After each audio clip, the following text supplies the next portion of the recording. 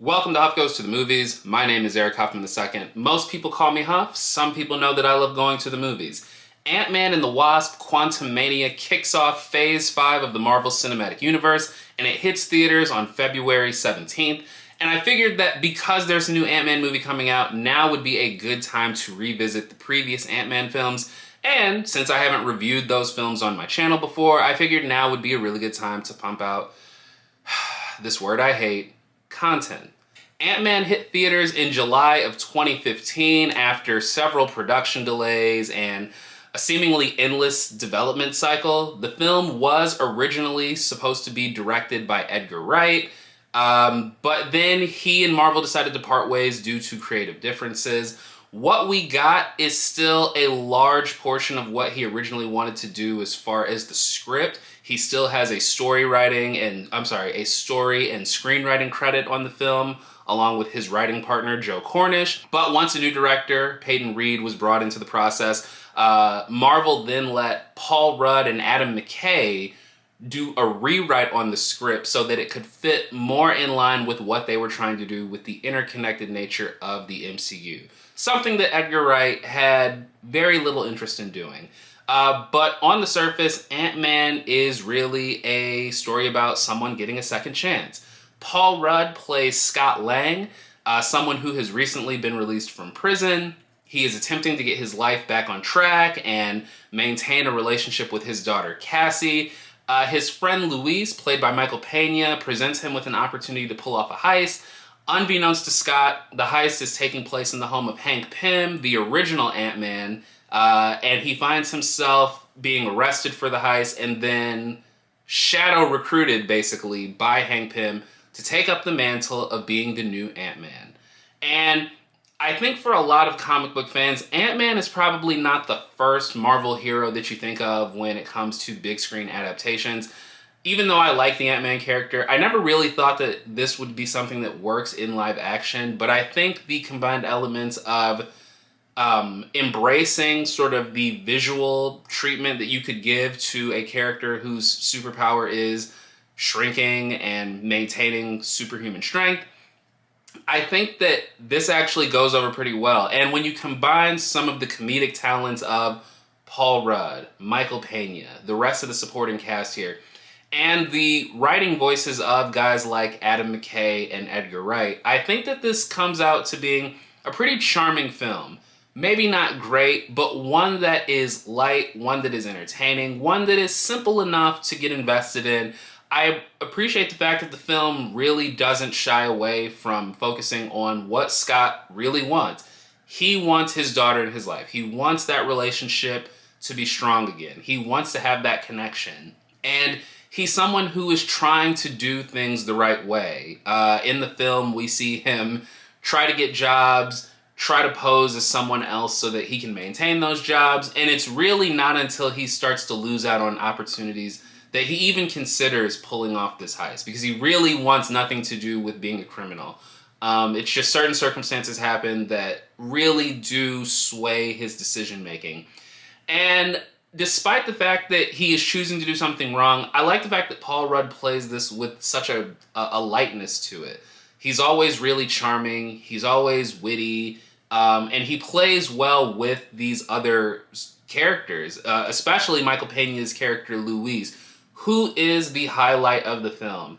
Those montages they have of Luis telling stories about other characters is one of the best contributions given to the MCU, and it is a shame, a tragedy, that we didn't get to see a video of Michael Peña playing Luis giving sort of a background of the MCU leading into Avengers Endgame. I think that would have been gold. That alone would have been worth the price of admission. And I like Endgame a lot, but if they had told me that was going to be the intro to the film, I would have paid to see that film even more times than I already did. But as far as the actual core plot of the film, it's fairly simple.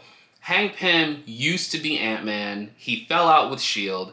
He is now trying to recruit someone else who can take on that mantle. This causes friction between Hank Pym and his daughter Hope, played by Evangeline Lilly. And as they start to train Scott to become Ant-Man, he finds himself having run-ins with different characters in the MCU. We start to see teases of where Scott may go with some of the other heroes in this world. But he also finds himself having to go up against a villain in the form of Darren Cross, played by Corey Stoll. He is someone trying to replicate the shrinking technology of Hank Pym, but for nefarious reasons, because this is a movie and you need a villain who's got nefarious reasons to be doing what he is doing. And while that stuff is not great, I don't think Darren Cross is that compelling of a villain. He's just another villain that is kind of the same as the hero, as is the case in a lot of the Marvel movies. But I think where this film wins is in its lighter moments, in its training montages, and how it treats showing what Scott can do as Ant-Man. And a lot of that is credited to Edgar Wright, who had a vision for this film originally. He wanted to emphasize some of the shrinking. He wanted to emphasize sort of playing with audience expectations of big superhero action, but with someone who can shrink.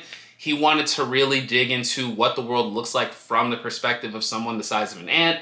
And those bits in the movie were actually originally shot by Edgar Wright. Some of the old footage of Hank Pym as Ant-Man in the 60s, some of the shrinking stuff was originally shot by Edgar Wright, and they actually left it in the film. And I think it was a wise choice, especially considering that despite Edgar Wright leaving the film due to creative differences, he maintains that story credit, that screenwriting credit.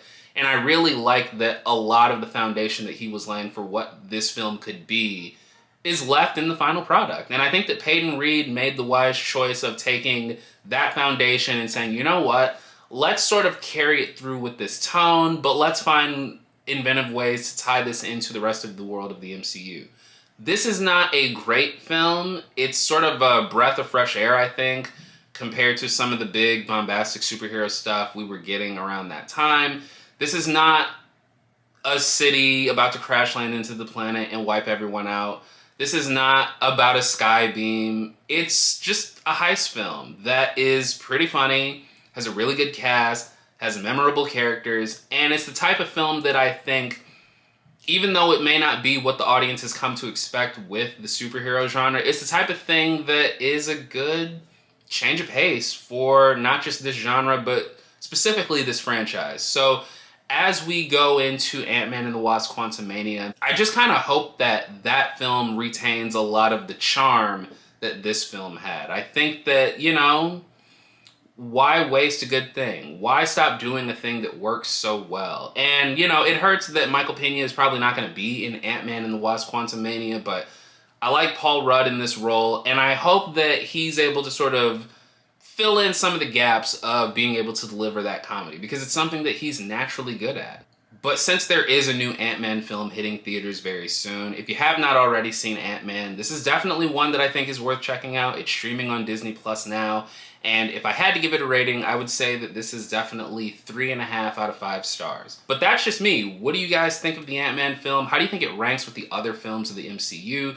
Join me in the comments below and let me know your thoughts. Also, I just recently set up a playlist for all of my MCU reviews here on the channel.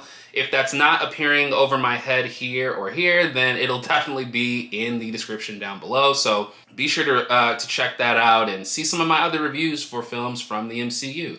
If you like what I'm doing here, go ahead and give this video a thumbs up. If you haven't already, hit the subscribe button and the bell icon. That way you can stay up to date on everything that I've got going on here at the channel. Thank you so much for all your support. Once again, my name is Eric Huffman II. Most people call me Huff. Stay sweaty, my friends. I will see you at the movies. Peace.